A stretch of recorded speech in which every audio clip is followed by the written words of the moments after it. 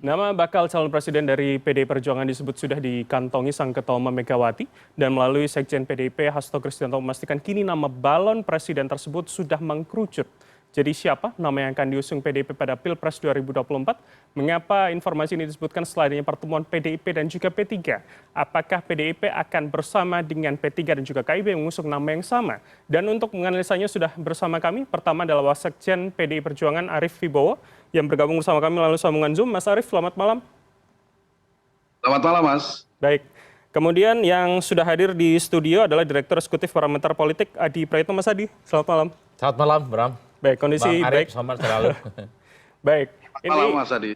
Oke, saya akan ke Mas Arief terlebih dahulu. Ini disebutkan kemudian oleh Mas Hasto begitu, belum akan diumumkan, masih menunggu momentum, katanya masih ada waktu untuk berhitung ulang, berkalkulasi lagi. Jadi sebenarnya mengkerucutnya sudah satu nama atau masih akan mungkin berubah sejalannya waktu, Mas Arief? Ya, saya kira penjelasan Mas Hasto selaku Sekjen Dewan Pimpinan Pusat Partai Demokrasi Indonesia Perjuangan sudah tepat, benar. Dan sekali lagi sebenarnya ini sesuatu yang mengulang-ulang, tetapi menurut kami memang penting dan perlu untuk disampaikan kepada publik, pada masyarakat, bahwa soal keputusan tentang capres dari PDI Perjuangan sekaligus pengumumannya adalah nanti akan dilakukan secara langsung oleh Ketua Umum PDI Perjuangan Ibu Haja Megawati Soekarno Putri, ya, dalam momentum yang tepat. Bahwa ada nama yang sudah ada di kantong Ibu, ya, Ketua Umum, saya kira itu adalah sesuatu yang normal saja, dan Pak Sekjen sebagai salah satu personil DPP yang paling intensif berkomunikasi dengan Ketua Umum, saya kira beliau memang mengetahui dan memahami betul. Tetapi sekali lagi, siapakah tokoh yang akan dicapreskan oleh PDI Perjuangan, itu nanti sepenuhnya akan diputuskan oleh Ketua Umum dan akan disampaikan kepada masyarakat secara luas pada momentum yang tepat. Baik, Mas Arief, artinya kalau sudah dikantongi Ketua Umum, ini hanya diketahui oleh Bu Mega saja, atau kemudian jajaran DPP sudah mengetahui tapi belum dibocorkan ke publik, begitu Mas Arief? Ya, saya kira hanya Ketua Umum yang mengetahui, ya, karena sekali lagi itu adalah prerogatif Ketua Umum. Ya, konstitusi partai memang menyatakan secara tegas dan jelas begitu. Jadi Ketua Umum yang mengetahui, dan nanti pada momentum yang tepat akan diumumkan, tapi kemungkinan juga kami nanti sebagai Dewan Pimpinan Pusat Partai, yang notabene adalah pembantu Ketua Umum Partai, akan diberikan informasi juga. Tetapi kita tunggu saja dari Ketua Umum Partai kami, Bu Megawati Soekarno Putri. Baik, Mas Arief, kalau kemudian saya ingin mundur sedikit pada ulang tahun PDIP di akhir tahun atau di awal tahun begitu, Mbak Puan itu sempat menyatakan bahwa nama sebenarnya sudah dikantongi oleh Bu Mega sebagai Ketua Umum, tapi kemudian Senin kemarin Mas Hasto menegaskan kembali dengan kalimat mengkerucut begitu. Jadi sebetulnya masih sama kalau Anda bilang tadi ini kemudian narasi yang berulang, atau kemudian sudah ada spesifikasi kepada misalkan satu nama begitu? Ya, tadi saya juga sudah sampaikan bahwa yang memiliki intensitas komunikasi yang cukup tinggi dengan Ibu Ketua Umum adalah Saudara Sekjen, ya, Mas Hasto. Nah, karena itu saya kira beliau mungkin lebih mengetahui, tapi apakah mengerucut satu nama, dua nama, ya, secara terbatas tentu saja hanya Ibu Ketua Umum yang mengetahui. Karena sekali lagi itu adalah prerogatif beliau, dan saya sampaikan juga nanti akan diumumkan pada publik pada momentum yang tepat. Tentu akan diputuskan terlebih dahulu. Oke, baik. Saya ke Mas Adi. Mas Adi, bagaimana kita sebagai publik menafsirkannya? Katanya berulang, tapi kemudian ada yang lebih spesifik kemarin disampaikan Mas Hasto. Seperti apa? Ya, saya kira memang sejak awal soal siapa sebenarnya kandidat capres yang sudah ada di kantong Mbak Megawati misalnya, publik sudah menduga ada dua hal. Pertama, kalau tidak Puan Maharani pastinya Ganjar Pranowo. Antara dua itu ya? Betul, kalaupun toh ada nama Azwar Anas ataupun Mbak Risma, ini kan sebenarnya PDIP ingin tunjukkan kepada publik bahwa eksposur kepemimpinan di internal mereka itu sedang berkembang. Mereka begitu banyak mendapatkan surplus kader yang sebenarnya bisa ditampilkan kepada publik sebagai kandidasi dalam Pilpres. Memang sejak awal publik sudah cukup yakin. Jadi di kantongnya itu sudah mengucut pada dua orang, kalau tidak Puan Maharani, ya Ganjar Pranowo. Kan itu yang sebenarnya, Mas Bram, terjadi. Kalau kita membaca dari jauh ya, tentu instrumennya dua hal. Pertama, kalau dilihat rata-rata perspektif elit di PDIP, sejak awal mungkin sampai hari ini, sangat kelihatan bahwa arus besarnya masih menghendaki supaya Mbak Puan Maharani lah yang akhirnya muncul sebagai nama yang diputuskan oleh Megawati yang ikut bertanding di Pilpres. Oke. Kan itu sangat jelas, karena mungkin Mbak Puan ini dianggap sebagai replika dari politiknya Soekarno, replika politiknya Megawati, dan terah politiknya Soekarno itu tidak bisa dibantah. Tapi pada saat yang bersamaan, seringkali publik melihat instrumen survei, basis konstituen PDIP secara umum, itu memang lebih menginginkan Ganjar Pranowo adalah orang yang dianggap layak untuk melanjutkan estafet kepemimpinan di 2024, melanjutkan apa yang sudah dilakukan oleh Jokowi. Baik. Dua variabel inilah yang sebenarnya semakin rumit untuk bisa ditafsirkan hitam dan putihnya oleh publik. Meski belakangan, kalau kita melihat anatomi pergerakan politik secara umum, publik seakan-akan sudah bisa menyimpulkan rasa-rasanya yang di kantong Mbak Megawati itu adalah Ganjar Pranowo. Oke. Instrumennya sederhana, misalnya satu ini. Dulu Ganjar itu dianggap sebagai tahanan kota, nggak boleh keluar dari Jawa Tengah. Tapi beberapa hari yang lalu kita bisa menyaksikan Ganjar bisa datang ke Jakarta, acara di Medan, kemudian datang dalam acara PAN yang kemudian di situ disebutkan sebagai kandidat capres dengan Erick Thohir dan seterusnya dan seterusnya. Dan anehnya tidak ada resistensi. Tidak Berbeda ada protes. dengan beberapa bulan yang lalu. Berbeda begitu ya? dengan beberapa Oke. waktu yang lalu, misalnya Ganjar dianggap sebagai orang yang kemajon, tidak punya etik politik, dan hanya asik misalnya pencitraan di media sosial. Oke. Yang kedua, kita melihat secara rata-rata, gerakan dari Mbak Puan relatif agak kurang kelihatan. Beda dengan tahun yang lalu misalnya, 6 bulan, 7 bulan. Anda mengatakan mundur perlahan?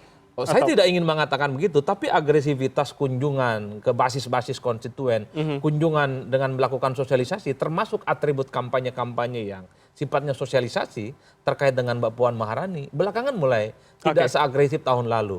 Misalnya ada kepak sayap kebangsaan, ya, poster-poster yang tersebar di hampir tempat di Indonesia, mulai tahun 2023 ini mulai nggak kelihatan lagi. Oke, kita konfirmasi ke Mas Arief. Betul, kalau makanya begitu. ini yang saya kira memang publik seakan-akan sudah bisa menebak apa itu isu kantongnya. Cuman memang sampai saat ini agak menahan diri karena menyebut nama, memastikan siapa capres, itu satu ya, cukup sensitif di PDIP. Oke. Karena hanya satu orang yang bisa menyebut siapa capres di PDIP, the one and only, Megawati Soekarno Putri. Selainnya- Yang lain takut dianggap mendahului. Oke, kita konfirmasi dulu ke Mas Arief. Mas Arief, seperti apa? Kalau dikatakan pergerakan Ganjar Pranowo hari ini tidak ada resistensi seperti apa yang terjadi pada beberapa bulan lalu disebutkan Mas Adi. Seperti apa PDIP melihatnya? Memang begitukah saat ini yang kemudian berjalan pada Ganjar Pranowo?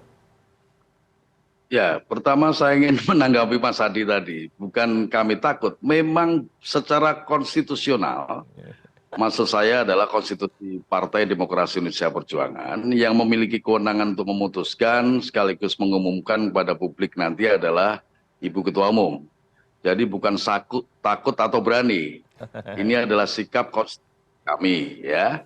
Nah, oleh sebab itu kalau ditanya menyangkut capres dan cawapres, yang notabene adalah prerogatif ketua umum tersebut, ya memang PDI Perjuangan jawabannya pasti paling membosankan, ya, paling membosankan sebab memang itu kewenangan yang ketua umum.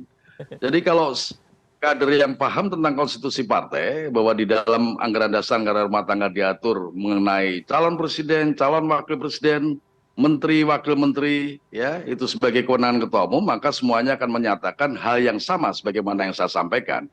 Jadi sekali lagi pasti akan diputuskan oleh ketua umum bahwa ketua umum sudah mengantongi nama-nama tertentu, itu prerogatif beliau dan akan ada keputusan dan diumumkan kepada masyarakat pada momentum yang tepat. Oke. Jadi inilah jawab. Mudah-mudahan bisa dipahami dan dimengerti meskipun saya sadari ini membosankan. Oke, Mas Arief, tapi begini, kalau kemudian saya masih menyambung soal bagaimana kemudian resistensinya sudah mulai berkurang begitu kepada seorang Ganjar. Kita ingat beberapa bulan yang lalu bahkan Ganjar sempat dipanggil ke DPP PDIP, diberikan semacam sanksi teguran lisan begitu. Apakah kemudian ini sudah tidak berlaku artinya dengan kemudian adanya safari dalam tanda petik Ganjar ke beberapa daerah?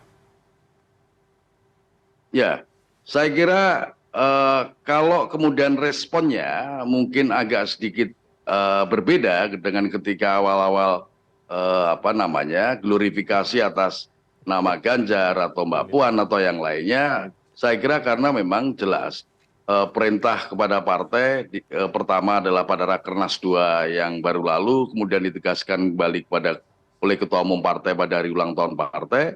Memang dinyatakan bahwa diperintahkan kepada kita semua untuk kerja keras, turun ke lapangan, menguatkan lembaga partai, membela rakyat, mengorganisir, mempersiapkan pemenangan pemilu dan seterusnya. Jadi itulah sebabnya concern kami hari-hari ini adalah seluruh jajaran partai bagaimana berupaya sekeras-kerasnya, sehebat-hebatnya memenangkan partai untuk bisa mencapai target hat-trick pada pemilu tahun 2024. Jadi Oke. kita memang menjauhi politik yang tidak perlu, yang justru kontraproduktif secara politik menurut PDI Perjuangan.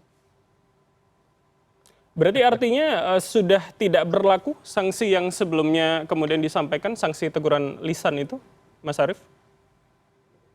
Teguran pasti berlaku, ya.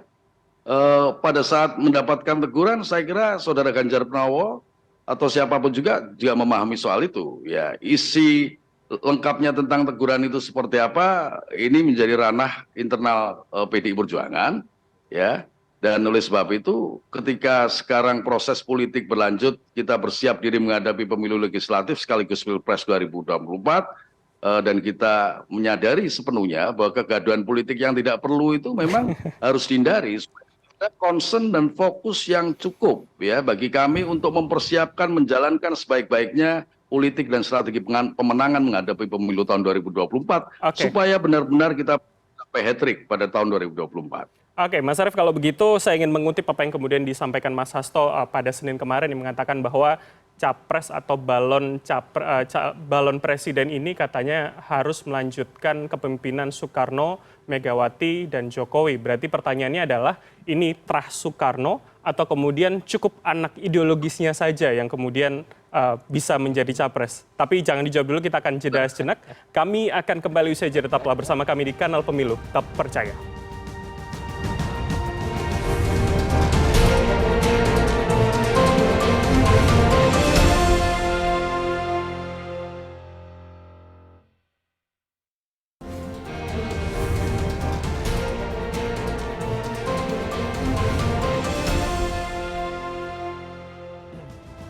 Anda masih bersama kami di Kanal Pemilu Tak Percaya. Kita masih akan melanjutkan dialog menilik nama capres di kantong Megawati. Masih bersama kami Wasekjen Partai Demokrasi Indonesia Perjuangan Arief Wibowo dan juga Direktur Eksekutif Parameter Politik Adi Praitno. Saya akan ke Mas Arief kembali. Sebelum jeda tadi saya menanyakan ketika melanjutkan kepemimpinan dari Soekarno, Megawati, dan juga Jokowi, artinya ini kemudian mengkerucut ke arah yang terah Soekarno secara darah atau cukup yang ideologis saja, Mas Arief?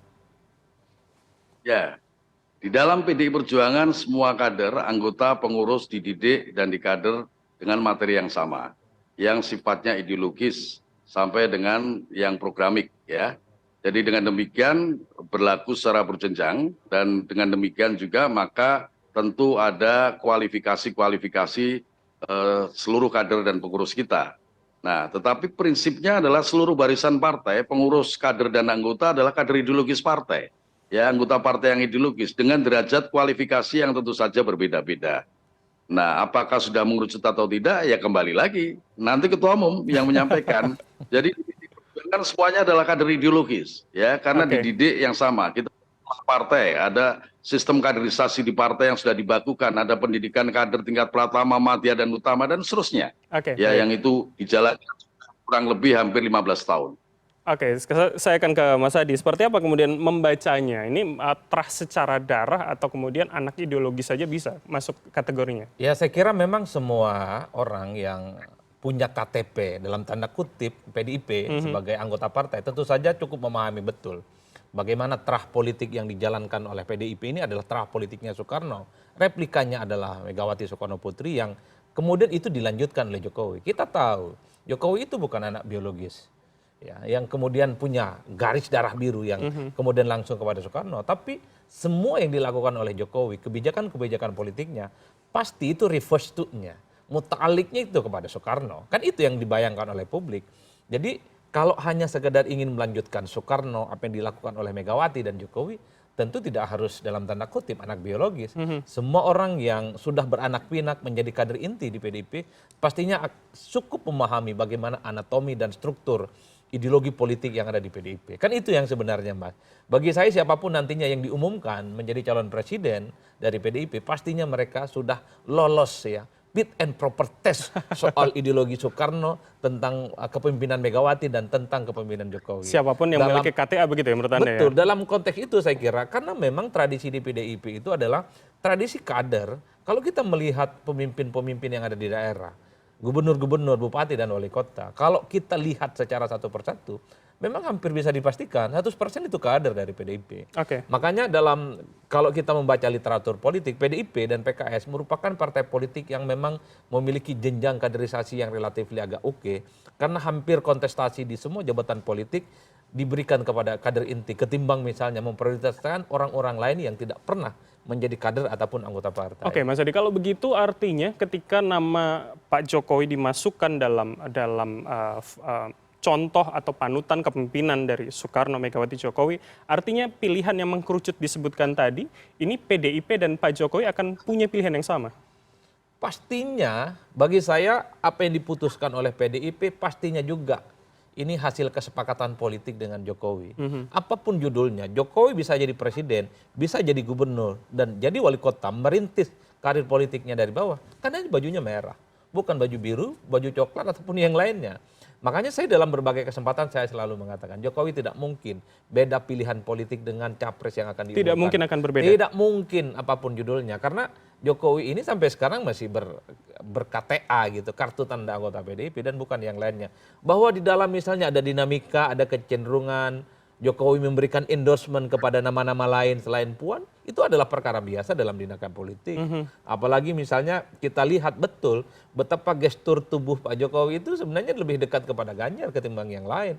Bahwa mengendorse Prabowo Subianto iya, Erick Thohir iya, tapi apa iya kalau ada Ganjar Pranowo Jokowi mau berbeda, kan kira-kira begitu ceritanya Pak. Oke, kita konfirmasi. Makanya saya membaca secara umum ketika ada sejumlah partai politik yang tertarik dalam tanda kutip quote unquote dengan kader PDIP namanya Ganjar Pranowo seperti P3, seperti PAN, ini kan menjadi titik temu bahwa PDIP bisa melebur dengan KIB sebenarnya. Tinggal di meja perundingan mereka siapa capres definitifnya dan siapa yang nantinya akan bisa mendampingi, kan itu saja. Oke. Ini nanti soal KIB saya akan tanyakan nanti. Saya akan konfirmasi dulu ke Mas Arief. Mas Arief, disebutkan jangan-jangan ini pilihannya sama begitu. Kemudian ketika ada semacam Mas Adi tentunya membaca ada kedekatan begitu dengan Pak Jokowi dan Pak Ganjar. Ini pilihan PDIP jangan-jangan. Seperti apa? Ya, Ketua Umum pasti berkomunikasi dengan Presiden. Dan tidak hanya Presiden, komunikasi dengan banyak pihak, ya, dan juga komunikasi di internal yang intensif dengan DPP partai. Ketua Umum juga pasti akan menimbang berbagai hal yang menyangkut kaitan dengan urusan rencana keputusan tentang capres dari PDI Perjuangan. Jadi yang ingin saya tegaskan pertama, seluruh kader PDI Perjuangan itu adalah kader ideologis, tanpa kemudian membedakan ada kader biologis, ada kader ideologis. Semuanya kader ideologis, ya. Itu yang pertama. Yang kedua adalah bahwa keputusan yang diambil oleh Ketua Umum, karena semuanya juga memahami dan menyadari bahwa ini prerogatif Ketua Umum, niscaya dan saya yakin akan diikuti seluruh jajaran keluarga besar PDI Perjuangan dan akan diperjuangkan nantinya untuk bisa menjadi Presiden Republik Indonesia 2024-2029. Oke, Mas Arief, terakhir, ketika kemudian dalam beberapa waktu terakhir rasanya PDIP cukup intens gitu bertemu dengan P3, apa jangan-jangan memang ini pintunya sangat terbuka lebar begitu untuk kemudian bersama dengan P3, apalagi Ketum P3 mengatakan ketika berkoalisi dengan PDIP tidak harus keluar KIB, bisa jadi PDIP yang akan memperkuat KIB. Berarti artinya apa yang kemudian diajukan KIB atau didengungkan KIB hari ini akan juga menjadi pilihan PDIP? Ya, sejak awal kita sudah sampaikan juga kepada semua pihak, kepada masyarakat, bahwa sekalipun Partai Demokrasi Indonesia Perjuangan memenuhi syarat untuk mencalonkan sendiri calon Presiden Republik Indonesia dalam pemilu 2024, tetapi kita menimbang faktor-faktor strategis kehidupan bangsa ke depan dan seterusnya. Oleh sebab itu koalisi adalah bagian keniscayaan langkah politik PDI Perjuangan dan komunikasi kita lakukan dengan semua partai.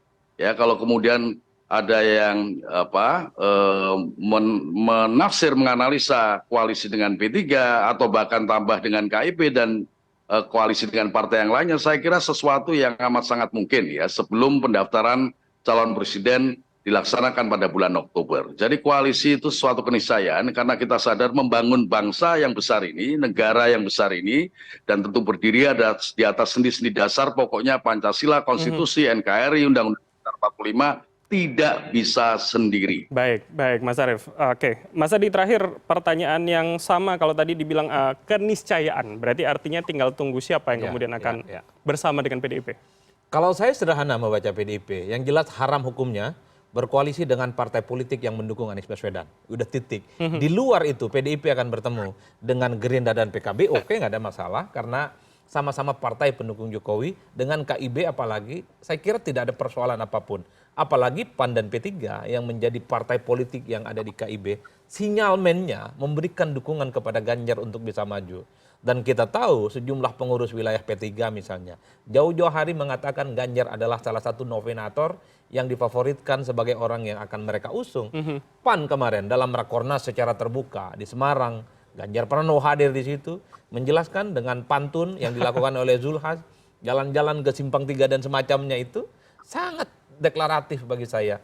Itu artinya apa? Bagi PDIP, sepanjang partai politik ini bertautan dengan dukungannya terhadap Jokowi, selama itu juga pintu berkoalisi akan selalu terjadi. Tapi itu tadi, kalau main-main dengan kelompok oposisi, Anies Baswedan haram bagi mereka untuk berkoalisi, ditutup dan digembok pintunya untuk tidak melakukan koalisi politik apapun. Oke, berarti artinya paling tidak dua kubu itu tadi yang kemudian sangat potensial kemudian untuk didekati begitu ya. Betul, yang paling dekat tentu dengan teman-teman KIB. Baik, baik.